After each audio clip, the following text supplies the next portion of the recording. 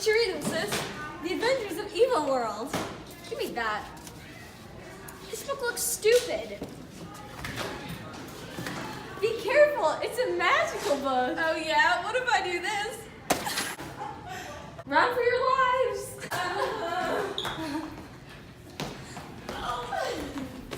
You're coming with us.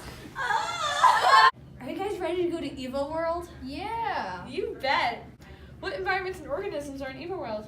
I know a ton. Me too. For example, there's a city called Pelucity, tundra called Agice, and a rainforest called Kapiki.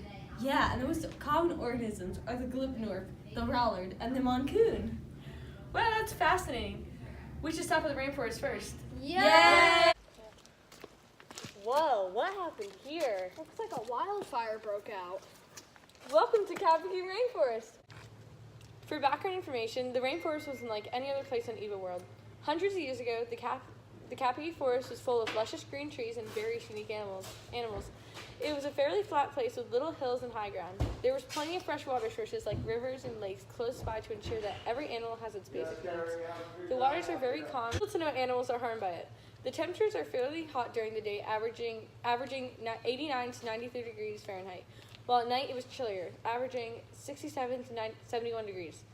It rains every day and produces 500 inches of rain every year. Plenty of vegetation like grass, flowers, berry bushes, and trees were seen for miles. The most common tree is the Kao tree, standing at around 40 feet tall. The soil is very fertile, which makes sense because there's vegetation everywhere. That sounds like it used to be a very interesting place. But what happened? Why are all the trees bare? You ready? Well, recently there's been a few small wildfires occurring throughout the forest. One major fire burnt down over 80% of the forest. Millions of trees gone in those few hours. Not to mention there's a lot of harmful chemicals due to the mass amount of large machines in the forest. Nowadays, there are such little trees that it is an unsafe place to establish homes in. And to make matters worse, the fire made all the grass burnt and dead, allowing no new vegetation to grow. Animals are dying in numbers such as the moncoon and lapine because there's such little food. This has caused them to make new adaptations. Luckily, the water sources did not get affected and stayed the same, along with the amount of rain. That's a shame. Yeah, this reminds me of California. Recently, millions of acres of trees have been burned down in the state by wildfires. This has a huge effect on the climate and pollution. Houses and buildings are being hit by these fires that create millions of dollars to replace. Some of the wildfires are naturally caused, meaning that there is no way to prevent or prepare for an upcoming one. Just can't talk. Okay, get in the camera! But studies show 9 out of 10 wildfires that occur are made from humans. So with caution, we can down the hundreds of thousands of fires that happen every year. Whoa, what's that? That's a moncoon. The moncoon's sharper teeth and claws helps the organism obtain its food and stay alive. The sharper teeth helps it chew through meat such as the capybara and tarzar. Since all the trees are gone, that means all the fruits are too. The monkey must start basing its diet on animals' meat. In order to be able to eat the meat, you have to hunt for it. This trait is heritable, so the species are able to pass the trait down. The moncoon is the largest of the animals we will be seeing today. It is 10 feet tall and 6 feet wide. Don't let the claws and teeth fool you. They are one of the nicest creatures left in EvoWorld. Great. This reminds me of carnivores such as wolves. They adapt to eating meat by gaining large, powerful jaws and teeth. This is similar to the moncoon because they too needed strong teeth to survive. Nowadays, the wolves are one of the top predators, and this adaptation helped it become one. A few other animals have gone through this adaptation, like... Oh, sorry, it was covering it. Like the bobcat and cougar. A few other animals have gone through this adaptation, such as bobcats and cougars. Cool! Okay, now we gotta make the monkey run away. Whoa! Whoa! Whoa! Come back here, moncoon!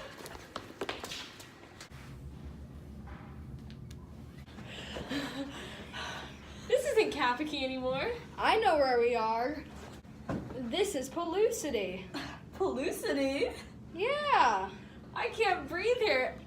Hundreds of years ago, organisms such as pigeons were inhabited in the iconic city of EvoWorld with no breathing problems. Humans would produce and collect resources they made, and some even lived in the city. The city also had a garden where vegetation thrived, where humans volunteered their time to keep the city at maximum sustainability. Although abruptly, humans left EvoWorld to go fulfill their needs somewhere else.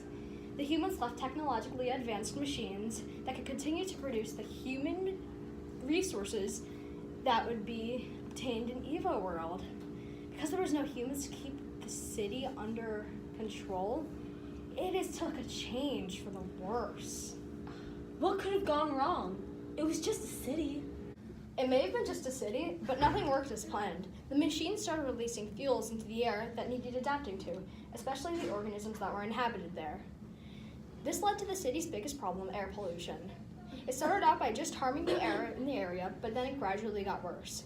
Pigeons started having breathing problems, the ozone layer started to break apart, the vegetation started dying, and the climate was always changing. On average, the temperature during daytime was 103 degrees, and at night, the average temperature was below -4 degrees with a wind chill factor. The city had little to no precipitation because of how dried up it was becoming day to day.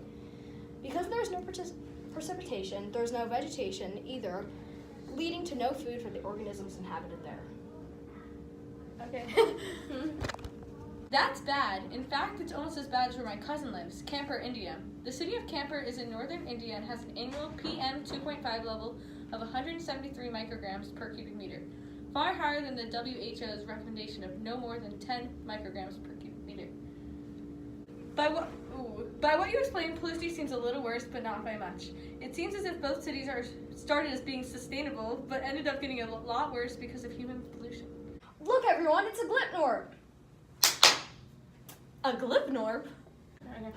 Yes, a glipnorp is essentially an evolved pigeon. A glipnorp is a bird-like organism that has been affected by the city's pollutions. The glipnorp is brown and has grand wings to help it fly. The glipnorp is covered in feathers and has small chicken-like legs. Throughout generations, glipnorps are recognized for their immunities.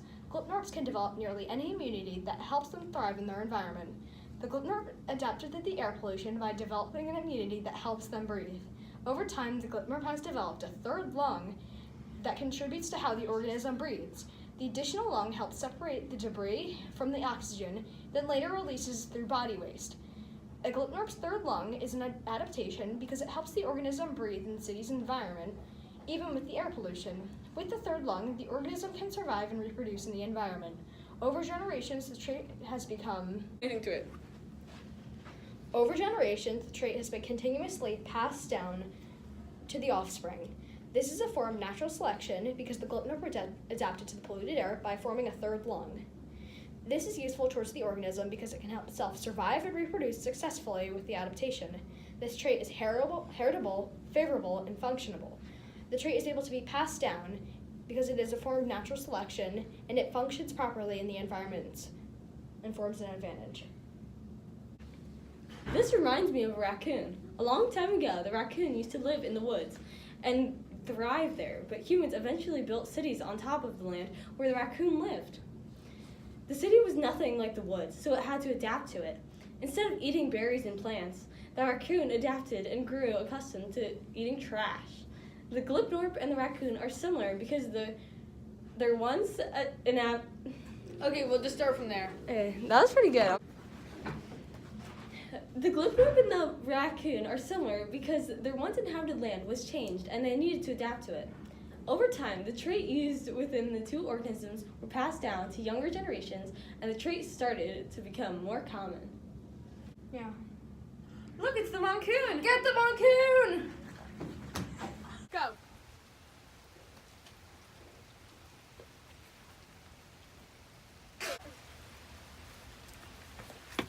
Where did that moncoon go? Where are we now? I know where we are!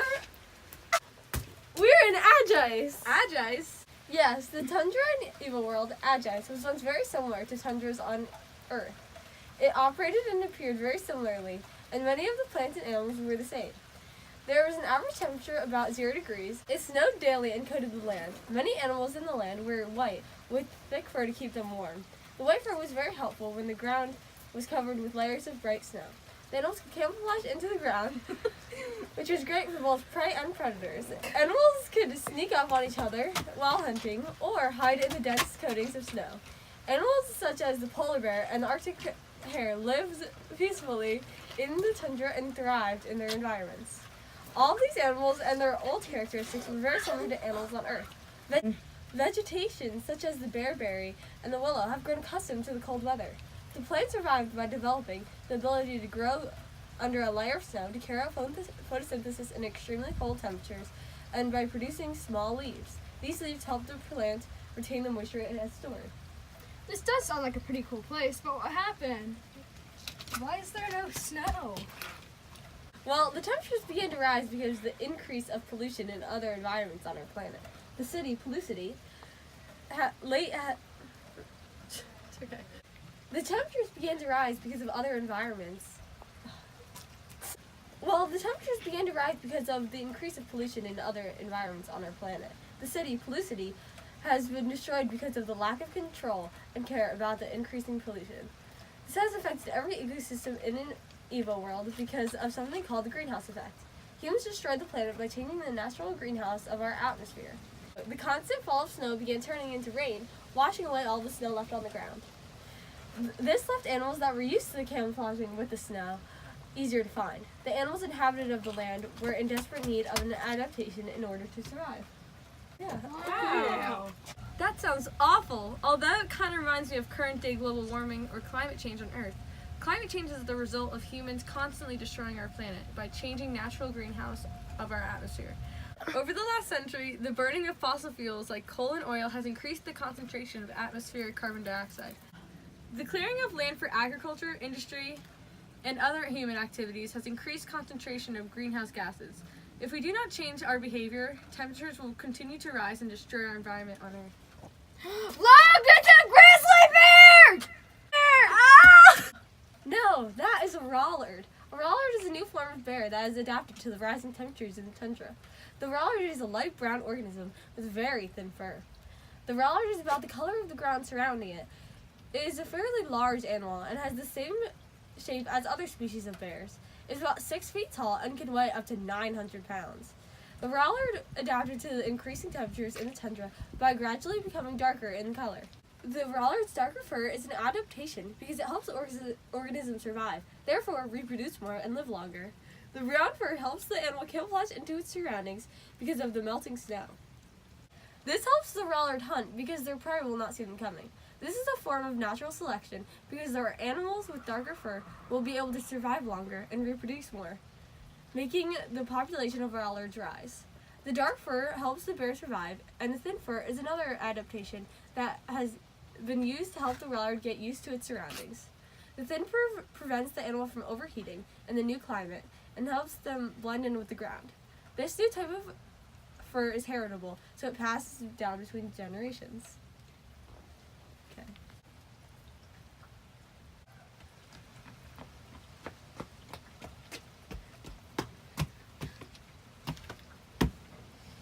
That kind of reminds me of the peppered moth. When the trees were a lighter color, the light-colored moths thrived. They were much harder to find, so they survived longer. However, when the trees changed to a much darker and gray color because of pollution, the moths with darker colors survived. This caused the population's main color to switch, helping the moths live for a larger amount of time.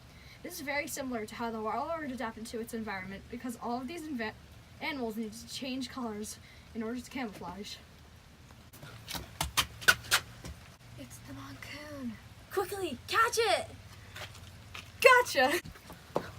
You got the moncoon! Hooray! Test. Who said that? Test. I'm kind of tired. Yeah, me too. Me, 3. All right, are there any questions before we start the EvoWorld test? Test? What test? Oh no, you guys distracted me from studying.